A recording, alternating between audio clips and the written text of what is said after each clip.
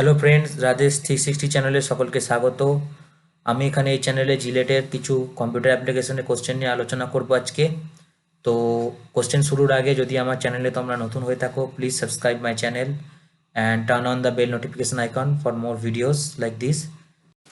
Coming to the question number 59, the main difference in operation between if statement and a while statement is। তো if আর while স্টেটমেন্টের মধ্যে difference basic হচ্ছে যে option B is the right answer absolutely.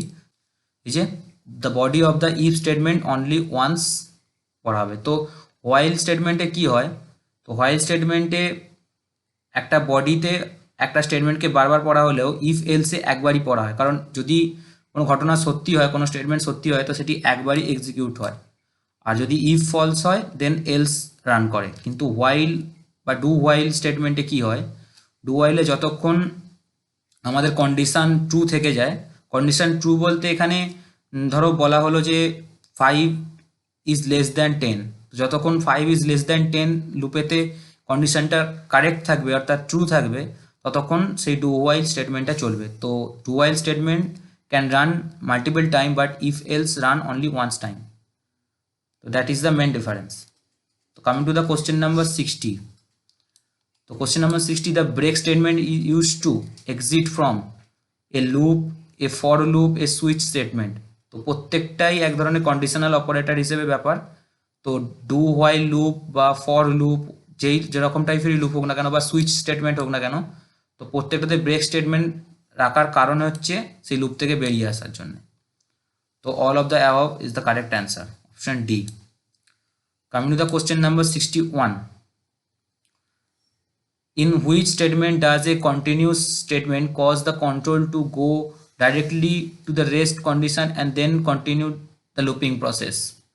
For and while, for and while টাইপের যে loop আমরা তৈরি করি সেখানে কিন্তু কন্টিনিউ স্টেটমেন্ট এর কারণেই ডাইরেক্টলি কোনো কন্ডিশনে সেই কন্টিনিউ লুপ প্রসেস চলতে থাকে। তো coming to the question number 62, the advantage of a switch statement over an if else বা else if স্টেটমেন্টের যে অ্যাডভান্টেজ সুইচ স্টেটমেন্টের ওপর, সুইচ স্টেটমেন্টের অ্যাডভান্টেজ হচ্ছে several difference condition can be causes one set of statement to be execute in a switch. তো বিভিন্ন রকম সেভারেল কন্ডিশন আমরা ইউজ করতে পারি একদম সেট অফ স্টেটমেন্ট হিসেবে, স্টেটমেন্ট 1, স্টেটমেন্ট 2, স্টেটমেন্ট 3, যে যদি কোনো ইউজার প্রেস 3 দেন কন্ডিশন 3 অবশ্যই রান করবে, প্রেস 2 তো কন্ডিশন 2 রান করবে। এইভাবে আমরা সি প্রোগ্রামিংয়ে ব্যবহার করতে পারি সুইচ স্টেটমেন্টকে ইফ এলসের থেকে মাচ বেটার, বা দুটোর ইউজ অ্যাকচুয়ালি আলাদা রকম। তো coming to the question number 63, the goto statement is used to, goto statement alter the nominal sequence of program execution by transferring control to some other part of the program। তো গোটো statement use করা হয় তো কোনো প্রোগ্রামের মানে কার্সারকে বা কোনো যে সিকোয়েন্সকে যদি আমরা অল্টার করতে চাই, মানে একটা সিকোয়েন্স থেকে অন্য সিকোয়েন্সে যেতে চাই, গোটোস দিয়ে আমাকে সেই স্টেটমেন্ট বা যেখানে আমাদের সিকোয়েন্সে নিয়ে যেতে চাই সেখানকার অ্যাড্রেস দিতে হয়। তো সেখানে গোটো স্টেটমেন্ট গিয়ে পৌঁছয় এবং সেই স্টেটমেন্টগুলো এক্সিকিউট হতে থাকে প্রোগ্রামে।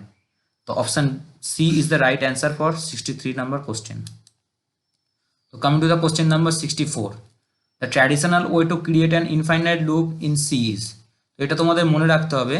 তো আমি সি প্রোগ্রামিং এটা দেখেছি যে ফর লুপে যদি দুখানা সেমিকোলন দেওয়া হয় তো আমাদের সেই লুপটা ইনফাইনাইট টাইম চলতে থাকে। এটা হচ্ছে ফর লুপের জন্য, অন্যান্যভাবেও তৈরি করা যায় infinite loop.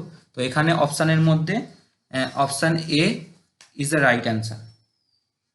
Coming to the question number 65, the difference between declaration of an external variable and its definition is। তো option B is the right answer. A declaration announce the properties of a variable. তো declaration দেওয়া মানে হচ্ছে সেই ভেরিয়েবলের প্রপার্টিটাকে আমরা define করলাম। আর definition also causes storage to be allocated, মানে আমরা ডেফিনেশনে সেইতে কতটা স্টোরেজ অ্যালোকেশন করব সেটা আমরা ডিফাইন করি। দুটোর মধ্যে ডিফারেন্স আছে, তো বিভিন্ন কাজে ব্যবহার করা হয়। দুটোই করতে হয় প্রোগ্রামিংয়ে, সি প্রোগ্রামিংয়ে বেশিরভাগ করে থাকি। সি প্রোগ্রামিংয়ে আমাদের সিলেবাসে আছে মোটামুটি জিলেটে। তো coming to the question number 66, the comma operator is use to, comma operator is use to permit to difference expression to appear in situation where only one expression would ordinarily be used. So option A is the right answer. Coming to the question number 67. Which of the following is a storage class specification in C? Automatic, external, static, or of the above? All of the above is the right answer. তো আজকে video কেমন লাগলো জানিও please কমেন্টে। আর যদি আমার channel নতুন হয়ে থাকো প্লিজ সাবস্ক্রাইব দ্য চ্যানেল। আর যদি কোনো কোয়ারি থেকে থাকে প্লিজ কমেন্ট ডাউন বিলো, আমি সেগুলোর অ্যান্সার দেওয়ার চেষ্টা করব। আর দেখা হচ্ছে নতুন ভিডিওতে নতুন কিছু কোশ্চেন নিয়ে। আজকের মতো বাই।